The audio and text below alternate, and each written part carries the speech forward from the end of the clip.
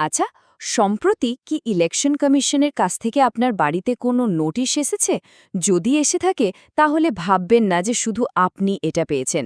২০২৬ সালের ভোটার তালিকা সংশোধনের যে বিশেষ কাজ চলছে তারই অংশ হিসেবে কিন্তু অনেকেই এই নোটিশটা পাচ্ছেন। চলুন আজ আমরা খুব সহজভাবে বুঝে নিই যে এই নোটিশটার আসল মানেটা কি আর এটা পেলে ঠিক কি করতে হবে।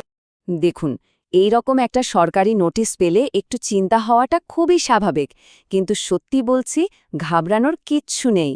এর পেছনের কারণটা আসলে খুবই সাধারণ, আর আমরা ধাপে ধাপে পুরো বিষয়টা বুঝতে আপনাকে সাহায্য করব। তো সবার আগে চলুন জেনে নিই এই নোটিশটা আসছে কেন।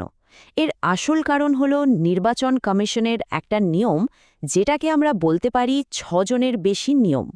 ব্যাপারটা একটু ভাবুন তো, ভোটার তালিকায় যদি একজনই অভিভাবকের নামে, ধরুন বাবা বা মা, ৬ জনের বেশি সদস্যের নাম লিঙ্ক করা থাকে, তখন কি হবে?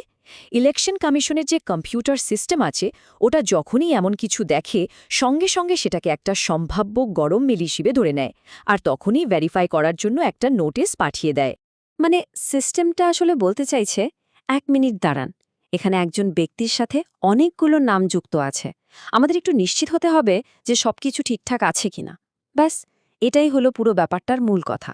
এটা কিন্তু খুব ভালো করে বোঝা দরকার যে এটা কোনো অভিযোগ নয়, এটা ভোটার তালিকাকে একদম নিখুঁত আর নির্ভুল রাখার একটা সাধারণ পদ্ধতি। এর মাধ্যমে শুধু এটা নিশ্চিত করা হয় যে লিস্টে যেন কোনো ভুল তথ্য না থেকে যায়। তো সমস্যাটা তো বোঝা গেল, এবার আসা যাক সমাধানের কথায়।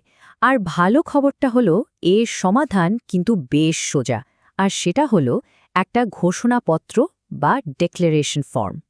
এই ঘোষণাপত্রটা আসলে একটা লিখিত স্টেটমেন্টের মতো, যেখানে আপনি নিজে থেকেই কনফার্ম করছেন যে ভোটার তালিকায় থাকা প্রত্যেকেই আপনার আসল পরিবারের সদস্য। সন্দেহটা দূর করার জন্য এটা একটা খুবই সহজ আর সরকারি উপায়। তবে একটা কথা, এই ফর্মটা কিন্তু আপনার বাড়িতে কেউ দিয়ে যাবে না। এটা আপনাকে আপনার এলাকার বুথ লেভেল অফিসার, অর্থাৎ বিএলএসও, বা আপনার ব্লক অফিস থেকে গিয়ে নিয়ে আসতে হবে। ওনারাই আপনার এলাকার নির্বাচনী কাজের দায়িত্বে থাকেন। ফর্মটা পেয়ে গেলেই তো হলো না, ওটাকে ঠিকঠাকভাবে ফিল আপ করাটা কিন্তু খুব জরুরি। তাই আসুন এর প্রধান অংশগুলো একবার ধাপে ধাপে দেখে নেওয়া যাক। তাহলে আপনাকে প্রথমে নিজের তথ্য ভরতে হবে, তারপর পরিবারের বাকি সদস্যদের নাম লিখতে হবে, নিজের সই করতে হবে, আর সবথেকে জরুরি, আপনার এলাকার বিএলএসওর সই আর স্ট্যাম্প নিতে হবে। মনে রাখবেন, এই শেষ ধাপটা কিন্তু খুবই গুরুত্বপূর্ণ, এটা ছাড়া ফর্মটা কিন্তু জমা নেওয়া হবে না। এই ফর্মটার মধ্যে সবচেয়ে যে অংশটায় মন দিতে হবে সেটা হলো এই টেবিলটা। এখানে আপনাকে সেই সমস্ত পরিবারের সদস্যের নাম খুব সাবধানে, নির্ভুলভাবে ভরতে হবে, যাদের নাম একজনই অভিভাবকের সাথে যুক্ত আছে। খেয়াল রাখবেন তথ্যগুলো যেন একদম সঠিক হয়। শুধু ফর্মটা জমা দিলেই কিন্তু কাজ শেষ নয়, আপনাকে আপনার দাবির সমর্থনে কিছু ডকুমেন্টও জমা দিতে হবে, যেমন পারিবারিক সম্পর্ক প্রমাণ করার মতো কোনো একটা নথি, আর তার সাথে আপনার পরিচয়পত্র। এখন তো আমরা অনেকেই সব কাজ অনলাইনে করতে ভালোবাসি, তাই না?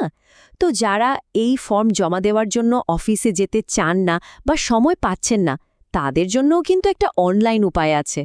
তাহলে আপনার কাছে দুটো রাস্তা খোলা আছে, একটা হলো অফলাইন আর একটা অনলাইন। অনলাইন পদ্ধতিটা হয়তো একটু দ্রুত, কিন্তু তার জন্য কয়েকটা টেকনিক্যাল শর্ত আছে, যেগুলো আপনাকে পূরণ করতেই হবে। যদি আপনি অনলাইন রাস্তাটা বেছে নেন, তাহলে একটা কথা খুব ভালো করে মাথায় রাখতে হবে, আপনার ফোন নম্বরটা কিন্তু আপনার ভোটার আইডি আর আধার কার্ড এই দুটোর সাথেই লিঙ্ক করা থাকতে হবে, কারণ এটা না হলে আপনি ভেরিফিকেশনের জন্য ওটিপি পাবেন না, আর পুরো প্রক্রিয়াটাই আটকে যাবে। বেশ, আমরা তো অনেক কিছু আলোচনা করলাম, তাহলে এখন আপনার ঠিক কি করা উচিত? চলুন সবটা মিলিয়ে একটা সহজ চেকলিস্ট বানিয়ে ফেলি। এই হলো আপনার চেকলিস্ট। সবার আগে একদম শান্ত থাকুন, তারপর ঠিক করুন আপনি অনলাইন না অফলাইন পথে এগোবেন। আপনার প্রয়োজনীয় কাগজপত্র জোগাড় করুন, আর আপনার এলাকার বিএলএসওর সাথে যোগাযোগ করুন। যত তাড়াতাড়ি কাজটা সারবেন, তত তাড়াতাড়ি কিন্তু ব্যাপারটা মিটে যাবে। দেখুন, এই পুরো প্রক্রিয়াটা কিন্তু আমাদের একটা জরুরি কথা মনে করিয়ে দেয়। আমাদের ভোটার তথ্য সবসময় আপডেট রাখা উচিত। এটা শুধু ভবিষ্যতের ঝামেলা থেকেই আমাদের বাঁচায় না, এটাও নিশ্চিত করে যে দেশের গণতন্ত্রে আমাদের প্রত্যেকের কণ্ঠস্বর যেন সবসময় জোরালো থাকে।